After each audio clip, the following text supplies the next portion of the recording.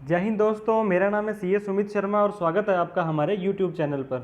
तो दोस्तों, इस वीडियो में हम डिस्कस करने वाले हैं 14 इस तरह की इनकम के बारे में जो कि इनकम टैक्स के अंदर टैक्स फ्री है, एग्जम्प्टेड है।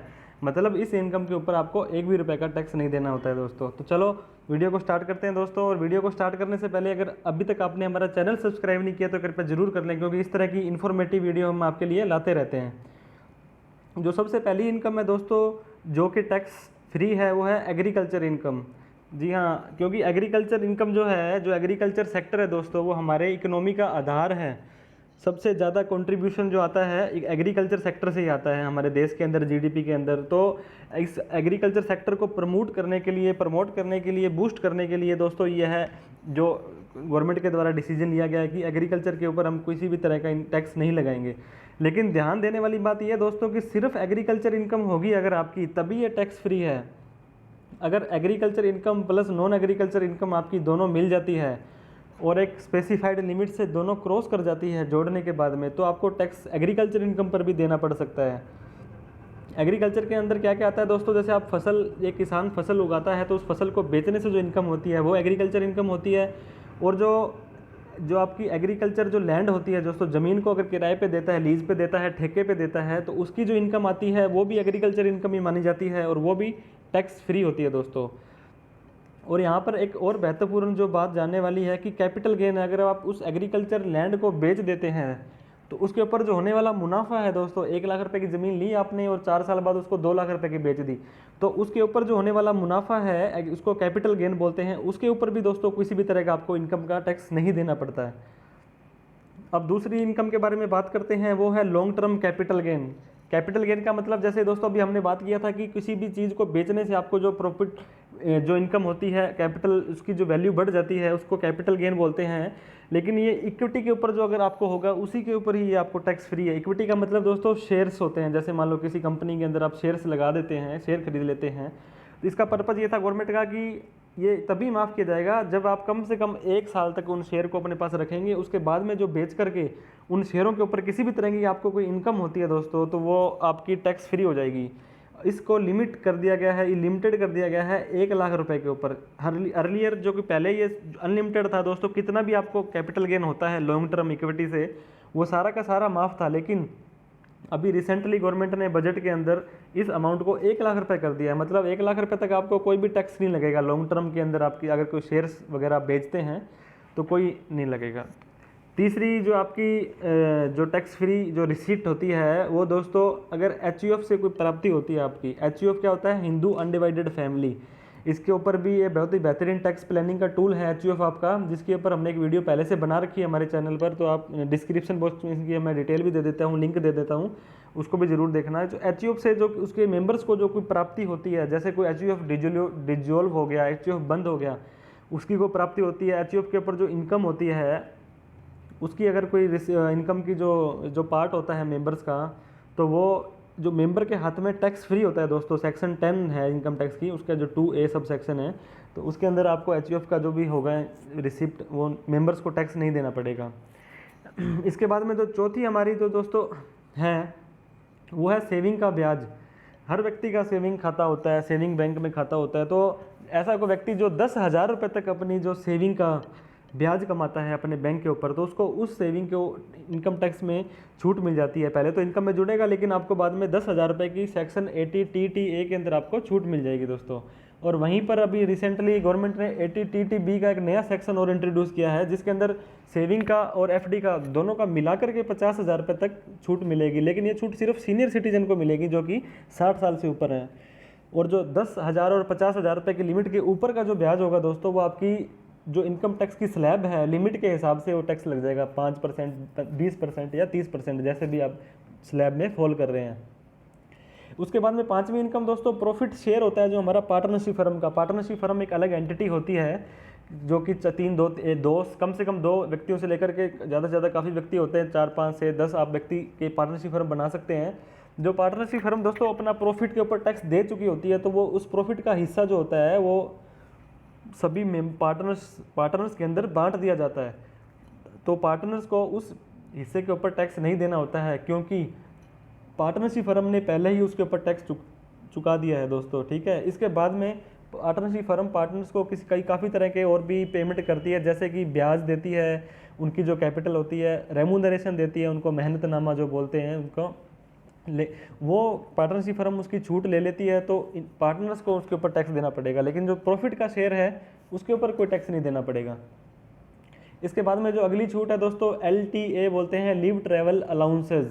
जैसे कोई व्यक्ति किसी कंपनी में काम करता है और उसे कंपनी ने बाहर भेजा है कहीं पे कि आप हमारे ब्याह पर जाइए और ये काम करके आना है आपको, तो उसके लिए आने जाने का जो खर्चा लीव ट्रैवल अलाउंसेज होता है वो सैलरी का पार्ट होता है, लेकिन सेक्शन 10(5) के अंदर दोस्तों वो इनकम टैक्स के अंदर एग्जम्प्ट हो जाता है, मतलब वो इनकम का पार्ट नहीं बनता, इनकम का पार्ट बन करके आपको उसकी छूट मिल जाती है। इसके बाद में अगला जो हमारा दोस्तों जो है ग्रेचुटी एक ऐसा एक अमाउंट होती है जो एक एम्प्लॉय को देता है। ये इसके अंदर कुछ कंडीशंस होती है दोस्तों काफ़ी, जैसे कि एक निश्चित जो कर्मचारी हैं उससे ज़्यादा अगर आपके संस्था में काम करते हैं तो आपको ग्रेचुटी उनको देनी पड़ती है। ग्रेचुटी एक थैंक्स होता है या गिफ्ट होता है जो एम्प्लॉयर अपने एम्प्लॉय को देता है। कम से कम अगर आप 5 साल किसी एक संस्था में काम करते हैं तो आपको रिटायरमेंट के टाइम या आप जॉब छोड़कर भी जा रहे हैं तो आपको वो एक कैलकुलेशन होती है फॉर्मूले के अकॉर्डिंग, तो वो आपको एम्प्लॉयर आपको देगा। जो ग्रेचुटी मिलेगी आपको वो टैक्स फ्री होती है दोस्तों। यहाँ पर अलग अलग लिमिट्स है, चेंज करती रहती है गवर्नमेंट।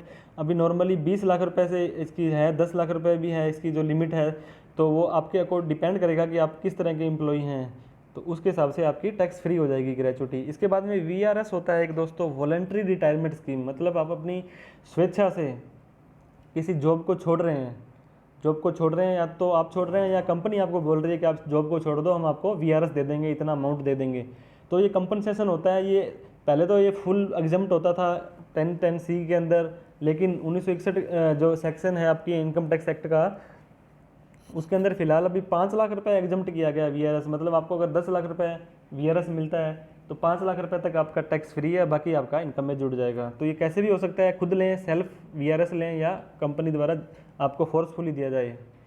इसके बाद में दोस्तों स्कॉलरशिप्स या अवार्ड्स जो मिलते हैं स्टूडेंट्स को, जो होनहार स्टूडेंट होते हैं, ब्रिलियंट स्टूडेंट, उनको अच्छे मार्क्स लाने पर 12th में गवर्नमेंट फर्दर स्टडी के लिए काफ़ी सारा पैसा कई बार दे देती है, किस्तों में, इंस्टॉलमेंट में, या जैसे भी। तो वो सारी की जो अमाउंट मिलती है उन स्टूडेंट्स को वो टैक्स फ्री होती है, वो इनकम का पार्ट नहीं बनती है सेक्शन 10(16) के अंदर।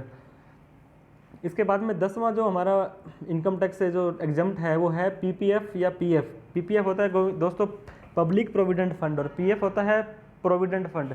इसकी जो मैच्योरिटी होती है, इसके ऊपर भी हमने एक वीडियो बनाई हुई है जिसका जो डिस्क्रिप्शन बॉक्स में हमने लिंक दे दिया है कि PPF में कितना पैसा आप जमा करवाते हैं। जो अब पैसा मैच्योर हो जाता है दोस्तों, 15 साल की नॉर्मल इसकी लिमिट होती है, या तो मैच्योरिटी में, या आप कंपनी छोड़ के जाएंगे तो भी आपका PF आपको मिलेगा रिटायरमेंट में।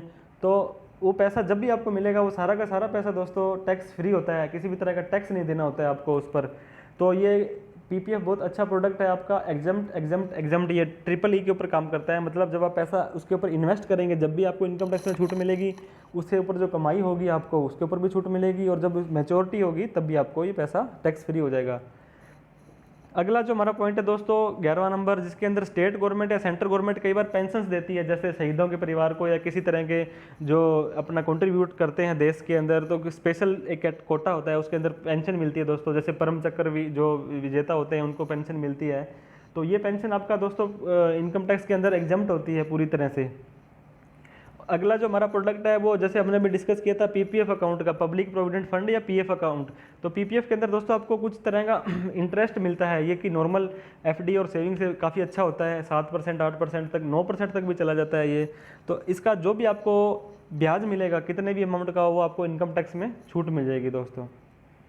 इसके बाद में लाइफ इंश्योरेंस पॉलिसी, LIC जैसे बोलते हैं, SBI की लाइफ इंश्योरेंस होती है। तो किसी भी तरह की अगर आपने पॉलिसी ले रखी है लाइफ इंश्योरेंस की, तो पहले तो क्या होता था, ये एग्जम्प्ट होती थी बिल्कुल, लेकिन अब सेक्शन 10(10)(d) के अंदर इनकम टैक्स में एक उन्होंने क्लॉज डाल दिया है, कंडीशन डाल दी है। अगर आपने 1/4/2012 के बाद अपना प्रीमियम करवाया है और जो उसका प्रीमियम आपने पेड किया है वो 10% है, जो अगर उससे ज़्यादा होता है, मतलब जो टोटल सम इंश्योर्ड है, तब तो आपका ये अमाउंट टैक्सेबल हो जाएगा, अदरवाइज आपका ये अमाउंट टैक्स फ्री हो जाएगा। मीन्स जो LIC की मैच्योरिटी है दोस्तों, उसका जो अमाउंट आपको मिल रहा है, अगर वो टैक्स फ्री हो जाएगा, अगर आपका जो प्रीमियम पेड है वो 10% से सम इंश्योर्ड जो 10% एनुअली आप सालाना जो आप 10% अपना प्रीमियम दे रहे हैं, वो अगर सम एश्योर्ड का 10% अगर उससे कम है जो प्रीमियम, तो आपका ये सारा अमाउंट टैक्स फ्री हो जाएगा, अदरवाइज वो इनकम में जुड़ जाएगा। इसके बाद में इनकम टैक्स में ये बहुत बड़ा टूल है दोस्तों, इनकम को अपनी कैपिटल को घुमाने का, कि गिफ्ट ले सकते हैं आप अपने रिलेटिव से या नॉन रिलेटिव से। तो अगर उन रिलेटिव के पास 1 नंबर का पैसा कैपिटल पड़ी है और आप उनसे गिफ्ट लेते हैं दोस्तों, तो वो आपको इनकम, आपकी इनकम का पार्ट नहीं बनेगा, आपकी कैपिटल आपकी 1 नंबर का पैसा बन जाएगा, लेकिन आपकी इनकम में नहीं जुड़ेगा वो। और नॉन रिलेटिव से, अगर आप रिलेटिव की डेफिनेशन है दोस्तों, एक उसके ऊपर एक अलग से वीडियो बना देंगे कि कौन कौन इनकम टैक्स में रिलेटिव में डेफिनेशन में फॉल करता है। अगर आप नॉन रिलेटिव से लेते हैं दोस्तों, ऐसा कोई व्यक्ति जो आपका रिलेटिव नहीं है और 50,000 रुपये तक आपको गिफ्ट दे रहा है, ऐसा तो कोई व्यक्ति होता नहीं है जो आपको गिफ्ट दे, लेकिन फिर भी 50,000 रुपये तक अगर देता है तो आपकी इनकम का पार्ट वो नहीं बनेगा। इसके अलावा दोस्तों, जैसे आप शादी के ओकेजन पर, अगर किसी व्यक्ति की शादी है, उसकी शादी पर उसे जो भी गिफ्ट मिलता है किसी भी तरह का, वो सारा का सारा इनकम टैक्स से एग्जम्प्ट होता है, उसके ऊपर टैक्स नहीं देना होता है उसे। उसके अलावा कोई विल से, कोई इनहेरिटेंस से, कोई वसीयत से कोई अमाउंट मिल जाती है दोस्तों, कि जो ज़्यादा अपने छोड़कर चले जाते हैं पूर्वज, तो वो भी आपकी इनकम का पार्ट नहीं बनेगा। तो ये 14 तरह की इनकम थी दोस्तों, जिनके ऊपर आपको किसी भी तरह का टैक्स नहीं देना होता है इनकम टैक्स के अंदर, और आप अपनी कैपिटल बढ़ा सकते हैं, 1 नंबर का पैसा बना सकते हैं। तो थैंक यू दोस्तों वीडियो वॉच करने के लिए। आशा करता हूँ आपको ये वीडियो अच्छी लगी होगी तो कृपया इसे ज़रूर लाइक करें, अपने दोस्तों में भी शेयर करें, और चैनल को सब्सक्राइब नहीं किया तो ज़रूर कर लें। और किसी भी तरह की अगर कोई समस्या, समाधान, शंका है आपके अंदर की इनकम टैक्स से रिलेटेड, इस वीडियो से रिलेटेड, तो कमेंट बॉक्स में ज़रूर लिखें, हम आपकी समस्या का समाधान करने की कोशिश करेंगे दोस्तों। थैंक यू दोस्तों, जय हिंद, जय भारत।